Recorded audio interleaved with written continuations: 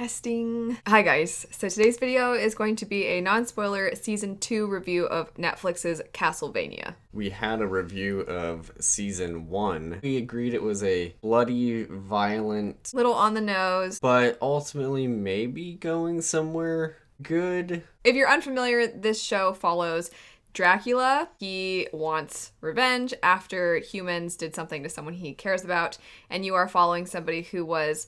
Their family was known as monster hunters, but humans, in being terrible, did some terrible things to his family, so he's the only person left now, and he's kind of a Geralt-like figure.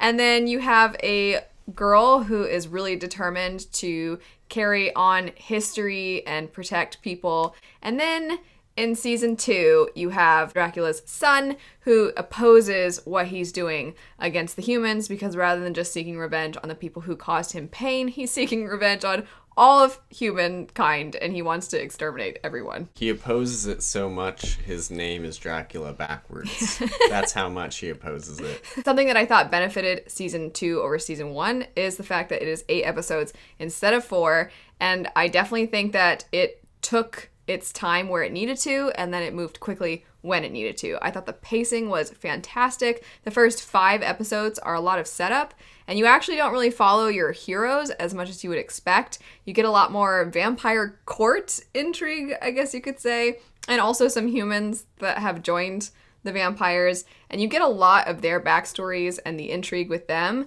and you don't actually see our heroes that much for a lot of the season, but when you do, I feel like it was improved upon so much from season 1 because you have them interacting with each other, so the humor, I feel like, lands a lot better, and sometimes when somebody makes a stupid joke, somebody else, it's known that the joke is stupid, whereas in season 1, it was kind of like, is this supposed to be funny? I think that I could have done with more of the 3 main characters. I did enjoy all of the intrigue in the vampire court, but at some point it was kind of like, are they even the main characters anymore? Because they're just in this one place for a long time. I was kind of, at times I was like, but I get back to those guys. I like them. I liked the slowness of them, though, because the first season was so, here are our characters, here's their personalities, here's what they're about. That's true. And this one kind of took its time with them.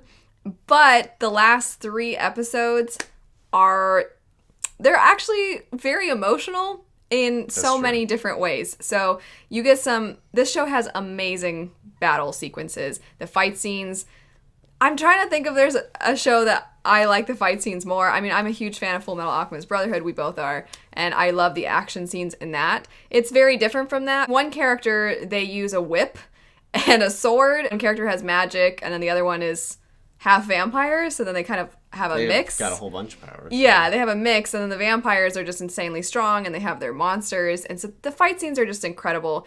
And one thing I love so much is because this is for a very mature audience, the fight scenes don't have those long, wow, what am I gonna do next? This is the power they're using right now, and they don't have those moments where they're just sitting powering up for a really long time. It moves quick, and there was one of the last 3 episodes. At one point I stopped and I was like, that was so strangely emotional. It was so empowering, it felt like, to watch them just dominate over people. Some butt. Yes, yeah. It was so satisfying. That's the better. I was like, that was so satisfying. I was so invested. I do think, if I'm being completely honest, I loved that season, but I did a few days later after watching it, I was like, huh. I think the ending of that season, there developed some more factions beyond just our 2 people or 2 groups, and I don't know, it kind of was a little wasn't my favorite. I mean, it worked, but at the same time I was like, Some of it clearly was not meant to be resolved. Yeah. In this one, so there's a certain arc that is definitely resolved at the end of this season. Right. And so I would say the main arc of this season is resolved, but there's so many loose threads by the end. So there are certain plot lines that you follow for a while, and they're just now coming into fruition, in a sense, for season 3. But you had 2 factions fighting each other, and then when the 3rd faction shows up, the 2 were like, hey, we don't like them. And then they kind of teamed up again, and I was like, huh, why would you stop fighting each other all of a sudden to fight the guys over there? That's my only, it's a very small complaint. I did find it a little odd, though. I kind of was joking that in season 1, the action scenes in the show are not exactly realistic. They kind of defy gravity and stuff, which is fine. It's just some people, there are certain shows that the action is more realistic, and this is not one of them, but it is so incredible to watch. And so on that topic of what he's talking about, where people just kind of immediately start fighting another group of people, I was just kind of along for the ride at that point. But, sorry, that was really loud. But the penultimate episode, that one has a very emotional action scene. And it's also, there's like symbolic things that occur. There are some very symbolic moments during the fight, just in how the characters position themselves. I keep saying it, but it's so satisfying. And then the last episode breaks your heart. It just rips your heart out. I mean, there's some things that are bizarrely wholesome about this show, despite the fact that it is horrifyingly violent. There are moments where you're like, oh, that's so cute, that's so sweet. And there are definitely some characters that you want to ship, I would say.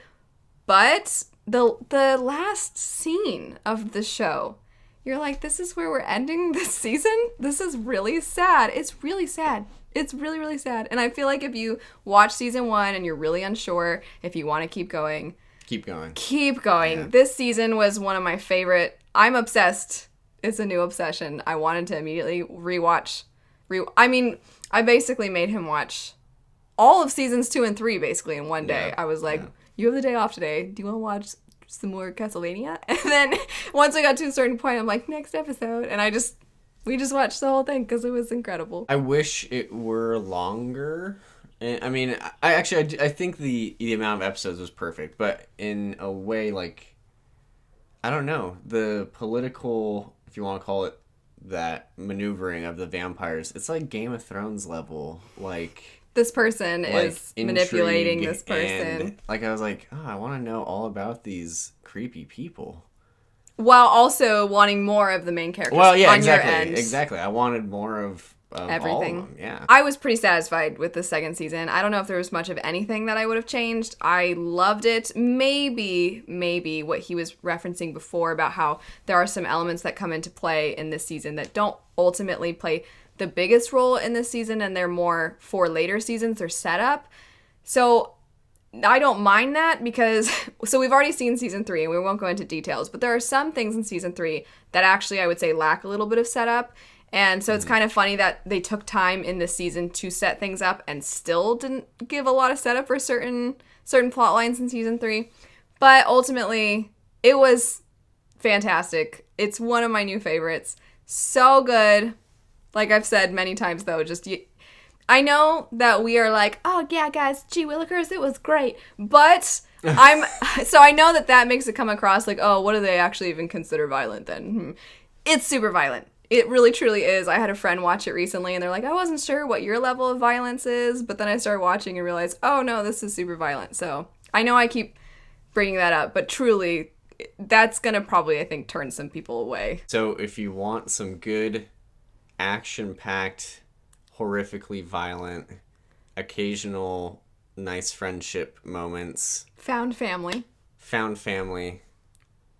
and vampires, watch this show, but watch the first season first. That's how it goes. Chronologically, don't start with season 2. I mean, honestly, I would consider season 1 and 2 as just almost like one giant season. Yeah, I would just...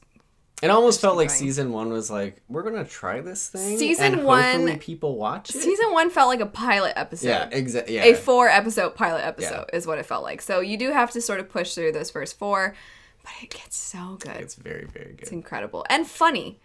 I feel like we didn't touch on the humor as much, but it was... I said before that I feel like the humor improved. We didn't talk about it too much, but I really did feel like there was quite a few pretty hilarious moments.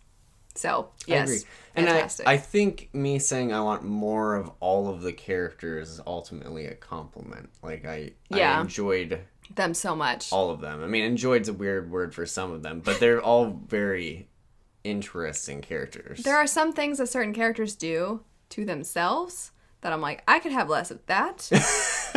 Yes. And by that gesture, if you've watched it, you know what I'm talking about. Every time, even the vampires are like, dude, could you not? That's really gross. But anyway, I hope you enjoy this show. If you watch it, we clearly very much enjoyed it. And we will be back with a season 3 review and chat for you guys.